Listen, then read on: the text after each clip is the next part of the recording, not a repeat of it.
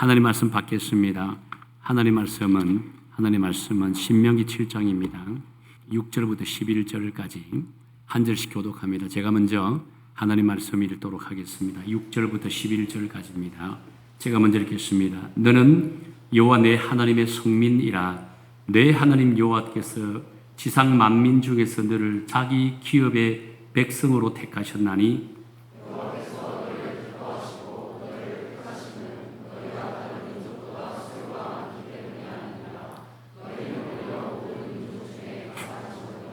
여호와께서 다만 너희를 사랑하심으로 말미암아 또는 너희의 조상들에게 하신 맹세를 지키려 하심으로 말미암아 자기의 권능의 손으로 너희를 인도하여 내시되 너희를 그 종되었던 집에서 애굽 왕 바로의 손에서 속량하셨나니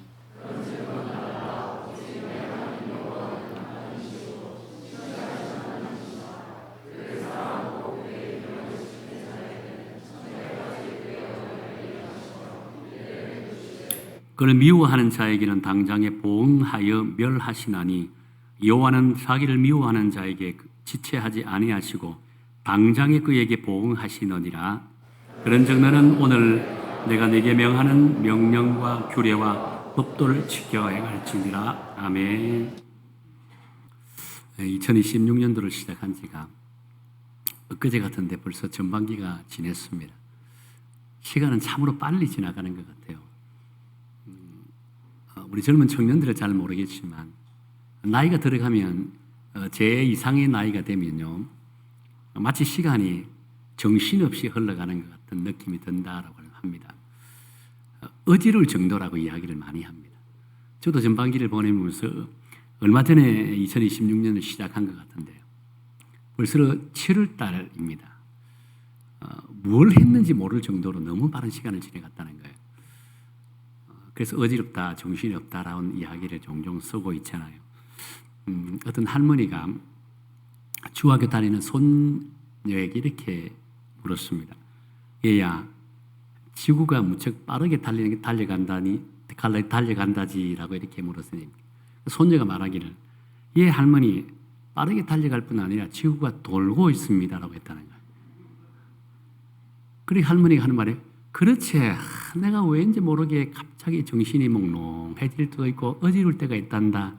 이제 내가 지구에서 내려야 되겠다라고 이야기를 했다고. 그만큼 지구가 여러분 세월이 그만큼 빨리 돌아간다는 거예요.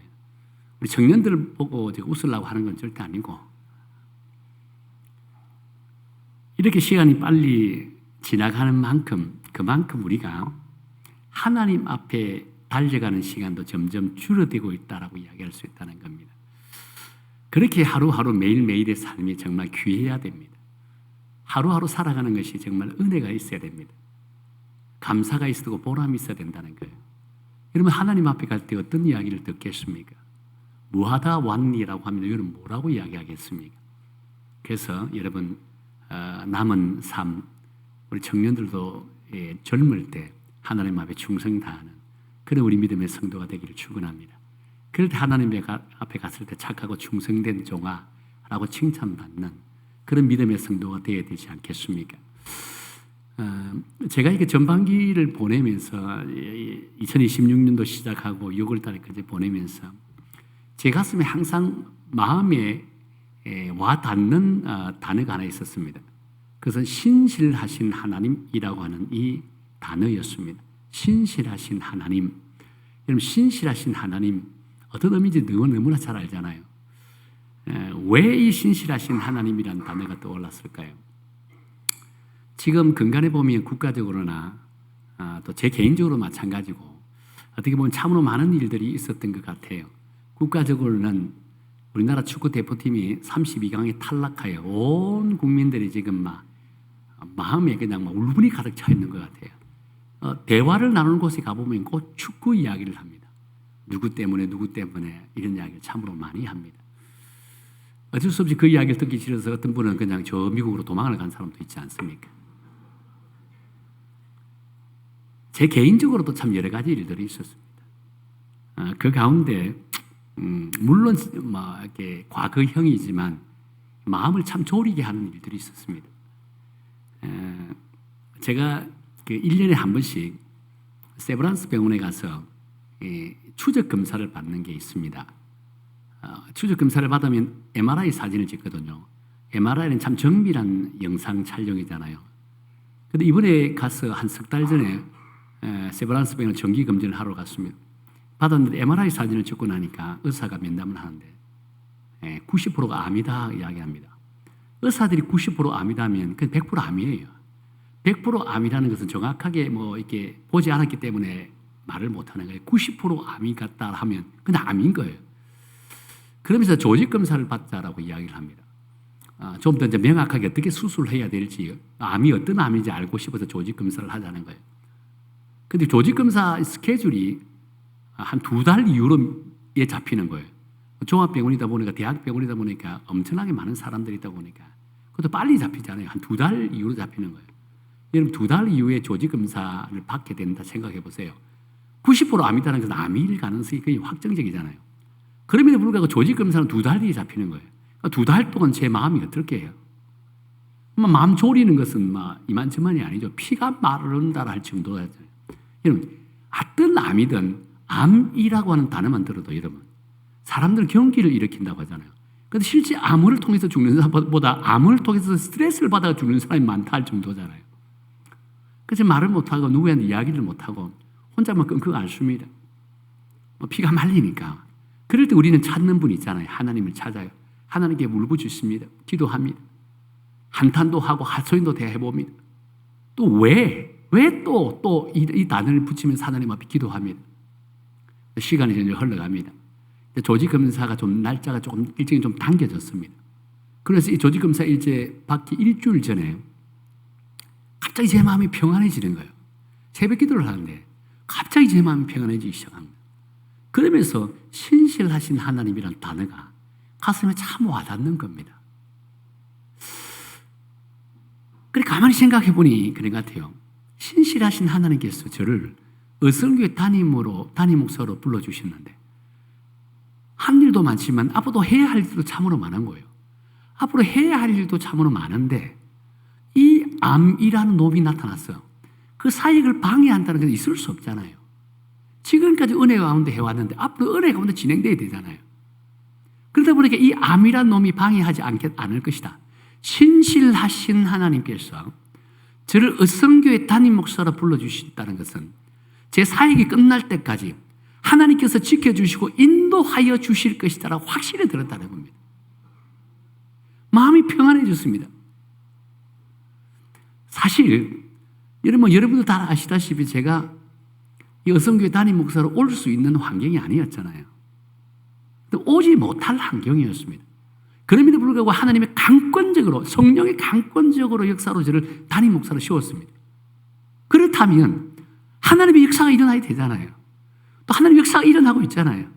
끝까지 하나님 지켜주셔야 된다는 겁니다. 왜? 하나님이 강권적으로 인도하셨기 때문에. 그래서 저는 암이란 놈이 설령 암이 생긴다 할지라도 저는 걱정하지 않았습니다. 왜? 하나님 끝까지 제가 맡은 사역 잘 감당하고 정말 풍성한 열매를 맺고 은퇴하게 하실 줄로 믿었기 때문입니다. 그러니까 마음의 평안함이 있는 거예요. 이제 조직검사 했습니다. 이제 결과 보러 갔습니다. 결과 보러 갔는데 그럼에도 불구하고 사실 결과 보는 순간에는 마음이 좀 두근두근해요. 두근두근. 의사 앞에 딱 갔습니다. 의사가 허허허 웃더라고요. 허허허 웃는 의미가 어떤 의미일까요? 목사님, 암이 아닙니다. 암이 아닙니다. 라고 하는 자기도 깜짝 놀란 거예요. 허허허 암이 아닙니다. 90% 암이라 했는데 암이 아닙니다. 라고 이야기하는 거예요. 그 자리에서 할렐루야 했습니다. 그리고 나오면서 제가 역시 우리 하나님은 신실하신 하나님이시다. 아직도 하나님께서 저를 이 여성교회에서 해야 할 일들이 참으로 많으신 하나님이시다. 그런 믿음을 갖고 나왔다라고 할 수 있다는 겁니다. 그래서 2026년 전반기에는 신실하신 하나님이라는 단어가 가슴 깊게 되새기고 또 가슴에 와닿는 그런 단어이지 않겠는가라고 생각한다는 겁니다. 그래서 저는요, 신실하신 하나님에 대해서 나름 주석을 한번 찾아보았습니다. 어떤 의미를 가지고 있을까를 찾아보니 우리가 아는 그대로 신실하신 하나님은 의미 그대로 있더라고요. 그래서 이제 제가 가끔 묵상하는 유진 피터슨 목사님이 쓰신 메시지 성경에 오늘 이 본문의 말씀을 한번 읽어보았습니다. 그런데 이 본문의 말씀을 읽으니 신실하신 하나님에 대해서 이렇게 설명하고 있더라고요. 7절과 8절이거든요. 우리 함께 화면을 보고 읽어볼까요? 시작. 하나님께서 여러분에게 마음이 이끌리시고 여러분을 택하신 것은 여러분의 수가 많고 유력해서가 아니었습니다. 사실 여러분에게는 이렇게 다 할 것이 없었습니다. 그분께서는 순전한 사랑 때문에 그리고 여러분의 조상에게 하신 약속을 지키시려고 그렇게 하신 것입니다. 사실 오늘 우리가 함께 읽은 말씀의 배경, 이 배경은 이스라엘 백성들이 이 40년의 광야 생활을 마치고 요단 동평 모압 평지에 머물고 있습니다. 요단 동평 모압 평지라는 것은 이제 가나안 땅에 어떻게 보면 가나안 그의 근처에 있다는 거예요. 가나안 땅 영역에 포함되어 있는 것이 모압 평지라고 할 수 있습니다. 그런데 그곳에서 모세가 자신의 죽음을 알았습니다. 모세는 어떻게 했으면 하나님의 말씀에 의해서 가나안 땅에 들어가지 못하잖아요. 그렇기 때문에 자신의 죽음을 알았습니다. 그래서 이스라엘 백성들에게 마지막 유언과도 같은 말씀을 남기는데 그 말씀이 오늘 읽었던 말씀의 내용이라고 할 수 있다는 겁니다. 자, 그런데 유언과도 같은 말씀을 이스라엘 백성들에게 남겼던 이 본문의 말씀. 그런데 이 본문의 말씀에 대한 핵심적인 단어가 있습니다. 그 단어가 어떤 단어인지 아세요? 신실하신 하나님을 기억하라고 하는 단어입니다. 신실하신 하나님을 기억하라는 것이 이 오늘 우리가 함께 읽었던 이 말씀의 핵심적인 주제라고 할 수 있다는 거예요. 그러면서 신실하신 하나님께서 이스라엘 백성을 택하여 주시고 이 40년 광야 생활을 다 마치고 여기까지 인도하신 것은 그들의 수고가 적음이 아니라고 했습니다. 과거 그들의 조상들에게 언약하셨던 그 약속 때문에 하나님이 여기까지 인도해 주셨다라고 하신다는 겁니다. 그리고 그 여기까지 인도하셨던 그 하나님의 사랑은 이스라엘 백성들을 향한 하나님의 순전한 사랑 때문이라고 말씀하고 있는 거예요. 저는 본문의 말씀을 묵상하면서 이 또 순전한 사랑이라는 단어가 가슴에 와닿더라고요. 유진 피터슨 목사님은 정말 탁월한 영성가인 같아요. 그 말씀을 구절구절 어떻게 해석하는지. 순전한 사랑이라는 단어가 가슴에 와닿습니다. 다시 말해 하나님께서는 순수한 사랑 때문에 우리를 택하여 주셨다라고 말씀하고 있는 거예요.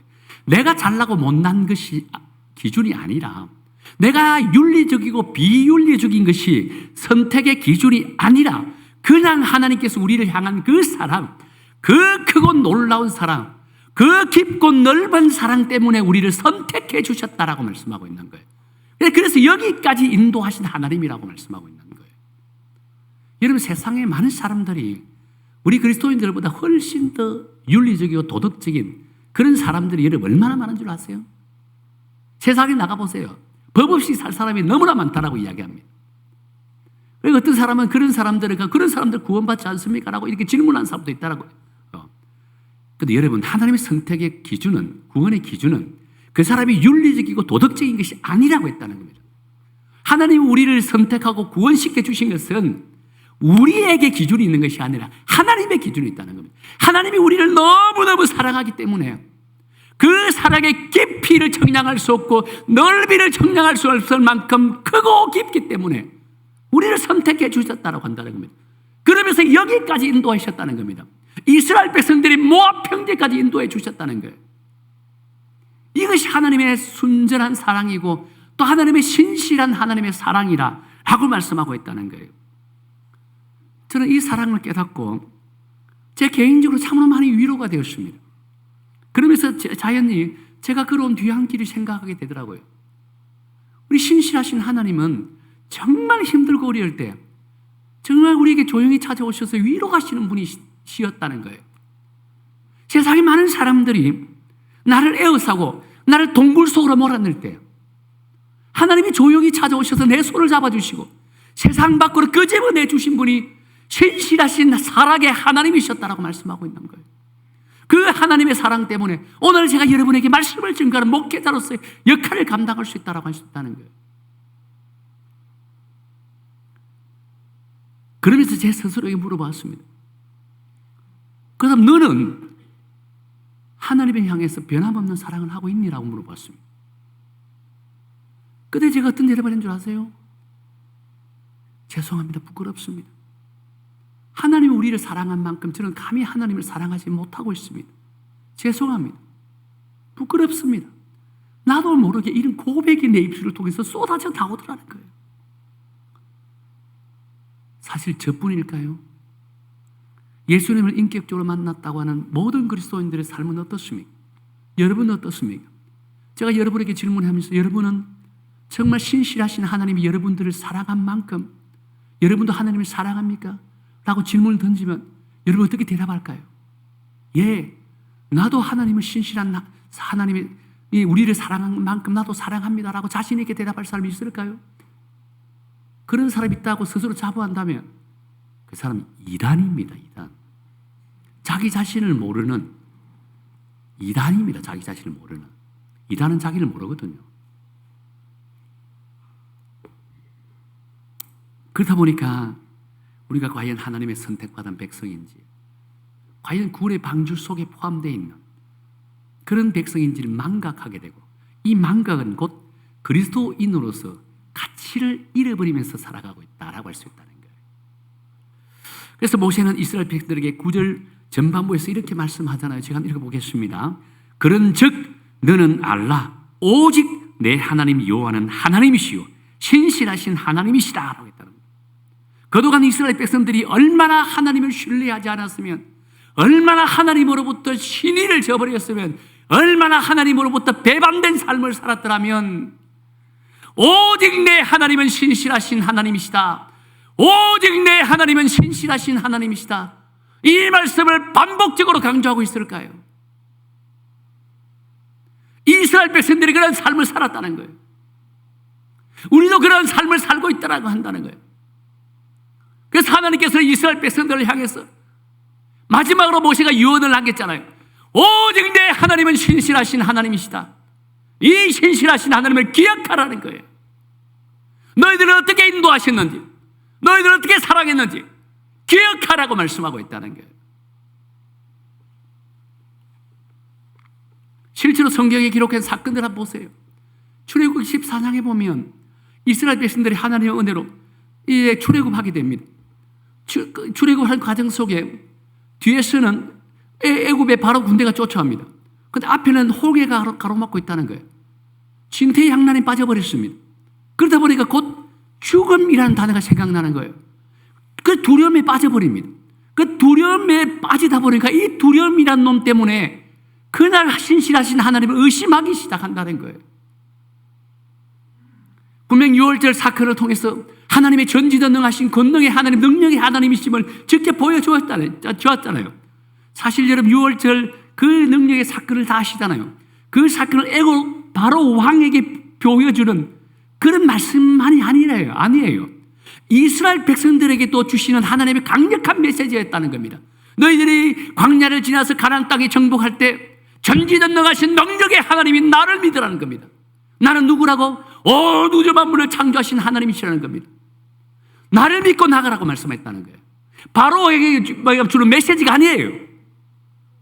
그럼에도 불구하고 홍해가 가로막았다고 그냥 중리 산이 많이 하면서 하나님을 원망하는 이 안타까운 모습을 갖고 있는 것이 이스라엘 백성들의 모습이었다라고 한다는 겁니다. 그래서 출애굽 14장 11절부터 13절에서 이렇게 하소연하고 이렇게 안타까운 말을 하고 있잖아요. 우리 한번 읽어볼까요? 출애굽 14장 11절부터 13절입니다. 천천히 시작.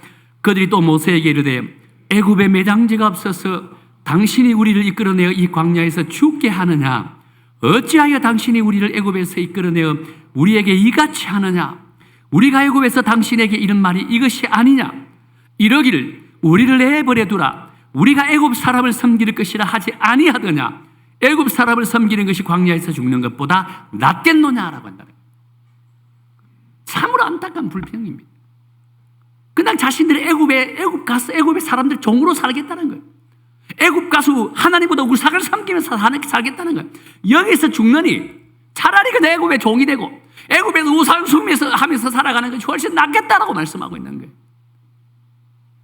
여러분, 이것이 어찌 하나님의 택함받은 백성이 해야 될 말이라고 생각합니까? 차라리 그냥 내가 여기서 죽는 한이 있더라도 애굽에 가서 종이 되지 않고 우상을 숭배하지 않겠습니다 라고 대답해야 되는 것이 하나님의 택함받은 백성들이 가지는 믿음의 자세이지 않겠습니까? 그런데 이스라엘 백성들은 그렇게 하지 않았다는 거예요. 이 얼마나 안타까운 모습이지 아니할 수 있을까요? 그런데 놀라운 것은 이처럼 불신앙적이고 아나무인 같은 행동을 한 이스라엘 백성들이지만 그럼에도 불구하고 하나님께서 그들을 사랑하시어 그들 조상에게 약속한 그 약속의 말씀을 온전히 지키고 계시다는 것입니다.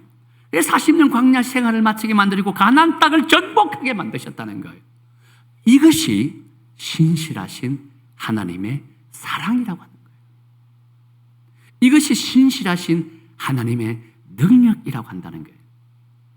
여기에 대해서 8절에서 명확하게 말씀하고 있잖아요. 우리 8절 다 한번 읽어볼까요? 8절입니다. 시작. 여호와께서 다만 너희를 사랑하심으로 말미암아 또한 너희의 조상들에게 맹세를 지키려 하심으로 말미암아 자기의 권능의 손으로 너희를 인도하여 내시니 너희를 그 종되었던 집에서 애굽 왕 바로의 손에서 속량하셨느니라. 여기서 중요한 단어가요, 사랑하심으로 말미암아입니다.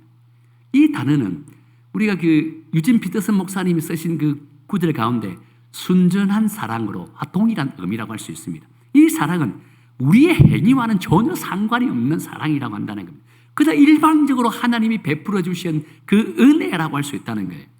내가 조금 더 잘난 것이 없는데, 내가 조금 더 선한 것이 없음에도 불구하고 과거 우리 조상들에게 약속하신 그 언약 때문에 하나님께서 우리를 영원까지 사랑해 주시겠다는 거예요.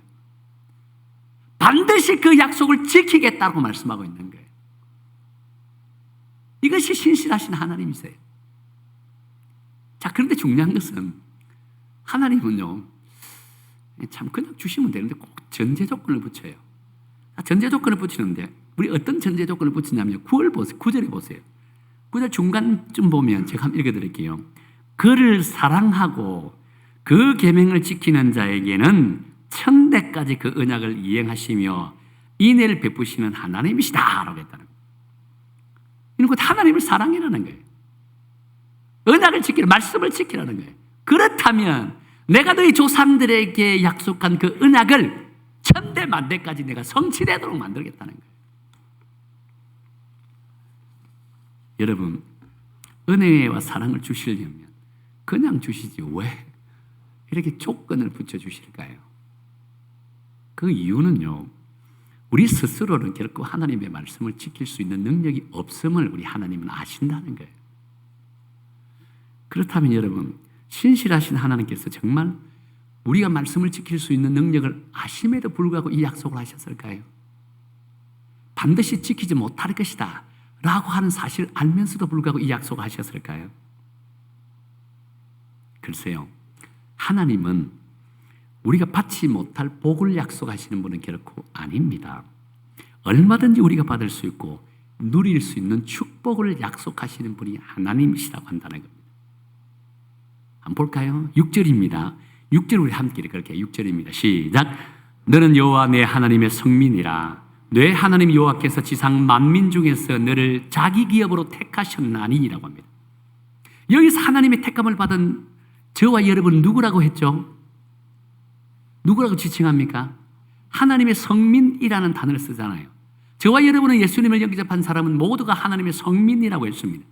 그래서 저는 이 성민이라는 단어를 이 원어를 한번 찾아보니까 이 원어의 뜻은 구별을 하다는 뜻입니다.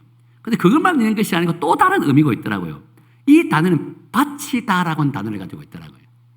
그렇게 하나님의 성민이라는 것은 하나님께 바쳐진 사람이다 라고 해석할 수 있다는 겁니다. 자연히 우리가 예수 그리스도를 믿음을 통해서 구원받는 순간부터 우리는 하나님께 바쳐진 존재다 라고 할 수 있다는 겁니다. 하나님의 소유라는 겁니다. 하나님의 주권 날에 들어간 사람이라고 할 수 있다는 거예요. 오늘 여러분 예수님을 영접하고 있죠? 그렇다면 여러분 누구라고요? 하나님의 소유된 백성입니다. 하나님의 주권 아래 놓여 있는 백성이라고 할 수 있는 거예요. 하나님의 사랑을 받는 친 백성이라고 할 수 있는 거예요. 여러분, 이것은 뭘 의미합니까? 우리가 하나님의 성민으로 부름받는 순간부터 이제는 내 안에 누가 들어온다고? 하나님이 들어오시는 거예요. 예수 그리스도께서 자리를 잡는다는 거예요. 그렇다 보니까 이제 내가 사는 것이 아니라 누가 산다고? 하나님이 사신다는 거예요. 내 안에 계신 예수 그리스도께서 사신다는 거예요. 여러분이 하는 행동, 말 하나 여러분의 의지가 아니라 하나님의 의지로 나와야 된다는 겁니다. 하나님의 뜻대로 살아야 되는 것이 하나님의 성민의 모습이라고 말씀하고 있는 거예요. 이것이 하나님의 백성들만이 누리는 은혜라고 말씀하고 있다는 겁니다. 자, 그렇다면 우리는 이렇게 이해할 수 있습니다. 하나님이 택함받은 백성, 하나님의 성민이 되었다면 우리는 날마다 우리 인생을 살아가면서 날마다 승리만 해야 되겠네 라고 생각합니다. 실제 우리의 삶은 어때요? 승리보다 실패가 더 많잖아요. 내 뜻대로 되는 것보다 내 뜻에 반하는 일들이 더 많다라고 할 수 있다는 겁니다. 그렇다면 잘못된 것일까요? 왜 그럴까요? 여러분, 분명한 사실은요, 왜 그러면 이런 안타까운 일들이 일어날까? 우리 스스로 한번 돌이켜볼 필요가 있다고 한다는 겁니다. 분명한 사실은 우리가 하나님의 성민으로 하나님 뜻 가운데 살아가는 하나님의 택함받은 백성입니다. 이제는 내 안에 누가 산다고요? 예수 그리스도가 사신다는 겁니다. 그런데 내 의가 너무 강하기 때문에, 내 지혜가 너무 뛰어나기 때문에, 내 계획이 너무 완벽하기 때문에 자꾸 내가 나서는 거예요. 내가. 그러다 보니까 하나님 뒤로 자꾸 물러나는 거예요. 분명히 하나님이 내 안에 사신다 했는데, 그렇다면 우리가 모든 걸 하나님께 맡겨야 돼요. 의탁해야 돼요. 하나님 인도하시면 순종해야 되는 거예요. 그런데 실제의 삶은 내가 앞서요. 내 능력이 앞서고 내 지혜가 앞서는 거예요. 내 계획이 앞서고 내 신앙이 앞서는 거예요. 그러니까 하나님이 뒤로 물러나는 거예요. 여러분, 하나님이 뒤로 물러나는 순간 우리의 인생은 어떻게 해요? 고일 수밖에 없는 거예요. 실패를 할 수밖에 없는 거예요. 그렇게 우리가 하나님의 성민으로 부름을 받았다면 내가 나서는 것이 아니라 하나님을 앞세워야 되는 거예요. 내 안에 하나님이 사신다 했거든요. 내 안에 예수님이 사신다는 거예요. 그렇게 내 안에 사시는 그 예수님, 성령님께 내 삶을 맡기고 의탁해야 된다는 거예요. 전적으로 맡기는 거예요. 그렇다면 하나님 앞서고 하나님이 앞설 때 모든 일이 형통하게 된다라고 말씀했다는 거예요.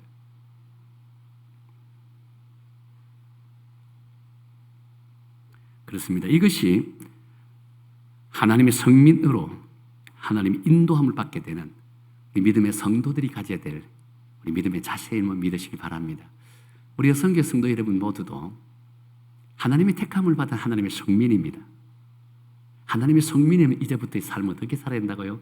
여러분 안에 역사하시는, 여러분 안에 살고 계신 예수 그리스도, 그분은 앞세우고 그분께 여러분의 모든 삶을 맡길 때 여러분의 인생 하나님의 손에 붙들려 갈 줄로 믿습니다. 하나님 손에 붙들려 갈 때마다 형통이라는 은혜가 여러분 삶 가운데 역사하고 일어나고 경험하게 될 줄로 믿으시길 바랍니다. 자, 미국의 백화점 왕이라 불렸던 제시 펜이라는 분이 있습니다. 여러분, 제시 펜이 백화점 미국 가면 참으로 많습니다. 근데 요즘은 보니까 제시 펜이 백화점이 점점 문을 닫고 있더라고요. 이제 창업했던 창업주가 죽고 나서부터 그 자녀 세대 때 하다 보니까 자꾸 이 제시 펜이 백화점이 문을 닫는 것이 아닐까라고 봅니다. 제시 펜이가 백화점의 어떻게 보면 왕이라고 할 수 있습니다. 그런데 그분이 처음부터 백화점의 왕이 된 것은 아닙니다. 그는 일하는 일마다 실패하고 또 실패를 거듭하면서 정말 처절한 실패를 거듭하면서 살아왔다 했습니다. 얼마나 실패를 많이 했으면 스트레스 받아가지고 죽을 병에 걸리는 거예요. 이 건강이 악화된 겁니다. 그래서 이제 어쩔 수 없이 미시간주에 있는 격리 수용원의 소유에 이렇게 이제 가게 됩니다. 격리 수용소라는 것은 이제 뭐 밖에 나올 수도 없는 상황입니다. 죽을 때까지 그곳에서 살아갈 수밖에 없는, 왜? 병이 그만큼 악하다는 거예요. 그래서 이제 제시 펜이도 격리 수용소에 살다 보니까 희망이 없습니다. 내일에는 희망도 1도 없다는 겁니다. 그래서 이제 저녁마다 내가 과연 눈을 감고 잠을 자면 내일 아침 내가 눈을 뜰 수 있을까? 항상 그런 고민 가운데 살아갑니다. 하루는 이제 더 이상 내가 눈을 감으면 내일 아침에 눈을 뜰 수 없겠구나라고 생각해서 마지막으로 자신의 아내와 아들에게 편지의 유언을 썼습니다. 그 편지 내용은 다시 사랑하는 아내 그리고 보고 싶은 아들아, 나는 더 이상 살아서 동이 트는 것을 볼 수 없을 것 같구나 라고 편지를 썼다고 합니다. 근데 놀랍게도 그 다음 날에도 눈을 떴습니다. 그 이상하게 그 다음 날부터 건강이 점점점 회복되기 시작합니다. 얼마 가지 않아서 건강이 완벽하게 회복돼서 그 수용소에서 나오게 됐다라고 이야기를 합니다. 그러면서 그의 간증문에 그날 있었던 일을 이렇게 기록하셨습니다. 제가 한번 읽어드릴게요. 다음날 아침 눈을 떴을 때 나는 놀랍게도 여전히 살아있었다. 계단을 내려가는 동안 아침마다 기도회가 열리는 작은 예배방에서 찬양하는 소리가 들려왔다. 지금도 그때의 찬송가가 뚜렷하게 기억난다. 그것은 너 근심 걱정 말아라 주 너를 지키리였다. 나는 예배당 안으로 들어가서 지친 마음으로 찬송가 말씀과 기도에 귀를 기울였다. 그 순간 갑자기 놀라운 일이 일어났다. 그동안 너무나도 바쁘다는 핑계로 멀리 왔던 찬송 소리가 내 귀에 들려온 것이다. 나는 마치 어두운 지하 감옥에서 벗어나 따뜻하고 밝은 햇살 아래로 나온 것 같은 느낌을 받았다. 지옥에서 천국으로 옮겨진 듯한 느낌이었다. 그동안 나는 하나님을 잊고 살았지만 하나님은 결코 나를 잊지 않고 계셨던 것이다. 그리고 그 순간 전에 느껴보지 못한 신실하신 하나님의 능력을 느낄 수 있었다. 신실하신 하나님의 사랑이 나를 돌보신다는 확신이 들었다. 그날 이후로부터 오늘까지 나는 모든 근심, 걱정에서 자유로워졌다. 제 시편에는 이 사건을 통해서 신실하신 하나님의 은혜와 사랑을 너무 많이 경험했다라고 합니다. 그때부터 이제 열심히 살았는데요. 하나님께서 특별한 은혜를 주셔서 하는 일들마다 번창합니다. 백화점을 차릴 때마다 막 넘쳐났습니다. 엄청나게 많은 돈을 벌였습니다. 그러나 그는 이 소유가 내 것이 아니라 하나님의 것입니다 라고 믿음의 고백을 했다고 합니다. 그 많이 벌였던 돈들을 각종 기독교 단체와 학교에다 기부하고 나중에 선교에 올인하는 그런 삶을 살다가 하나님의 부름을 받았다고 한다는 거예요. 그렇습니다. 우리는 온갖 환난이 가득한 세상에 살고 있습니다. 그 환난은 페니에게만 찾아가는 것이 아닙니다. 오늘을 살아가고 있는 모든 그리스도인들에게 동일하게 찾아옵니다. 그럼 지난 전반기를 돌아보세요. 좋은 일만 있었습니까? 아니면 좋지 않은 일들이 있었습니까? 힘들고 어려운 일이 더 많았잖아요. 이것이 오늘 우리 세상 살아가는 인간이 사는 세상의 이치입니다. 완전치 못한 세상에서 온전치 못한 사람들이 살다 보니 편치 못한 일들만 생기는 것이 오늘 이 세상 모습이라고 할 수 있다는 겁니다. 그런데 여러분, 그럼에도 불구하고 신실하신 하나님은요, 당신의 택한 받은 백성들의 삶의 영역 속에 찾아오신다는 거예요. 찾아오실 때는요, 어떨 때는 좋은 일만 갖고 찾아오지는 않습니다. 환난 가운데 찾아올 수도 있고 고난 가운데 찾아오실 수도 있다는 겁니다. 왜 찾아오실까요? 아직도 우리에게 기대하는 하나님의 기대감이 있기 때문이라고 한다는 거예요. 하나님이 우리를 불러주실 때는 그저 불러주신 것이 아닙니다. 우리를 통해 하나님의 나라가 이루어지기 원하기 때문입니다. 아직도 우리를 통해 해야 할 일이 너무나 많다는 거예요. 그래서 혹시나 우리 가운데 고난 가운데 하나님이 찾아오신 분이 있거나 그 다음에 절망 가운데 찾아오신 하나님이 찾아오셨다면 절망하지 마십시오. 실망하지 마십시오. 다시금 여러분들을 하나님이 세워주시기 위해서 하나님이 여러분을 방문하셨다는 사실을 믿으시고 그 하나님은 신실하신 하나님이심을 가슴에 되새기면서 오늘도 신실하신 하나님을 의지하면서 다시 신실하신 하나님을 위해서 여러분 힘차게 오늘 다시 일어서서 내일을 향해 전진해 나가는 그런 믿음의 성도가 되기를 예수님 이름으로 축원합니다. 분명한 사실은 이 신실하신 하나님의 은혜와 사랑을 받은 우리는 신실한 믿음을 갖고 세상을 살아야 됩니다. 그래야만이 하나님의 은혜와 사랑을 다시 우리는 되돌려드릴 수 있고 또 우리를 통해서 당신의 영광이 드러나게 될 줄로 믿습니다. 성교회 성도 여러분 모두는 오늘 이 말씀을 통해 다시 한 번 더 깨닫기를 원합니다. 하나님은 여러분을 택하여 주셨을 때는 끝까지 여러분을 책임져 주신다라고 약속하셨습니다. 끝까지 하나님 우리를 붙들고 가신다는 사실, 이것이 신실하신 하나님의 특징, 성품이라고 할 수 있다는 겁니다. 그래서 여러분 어떤 상황에 직면하다 할지라도 절망하지 마십시오. 어떤 고난 가운데 임한다 할지라도 실망하지 마십시오. 왜? 신실하신 하나님이 오늘도 여러분을 붙들어 이렇게 세워주신다는 겁니다. 그 하나님을 의지하며 오늘 주님을 찬양하는 그런 믿음의 성도가 되기를 예수님 이름으로 축원합니다.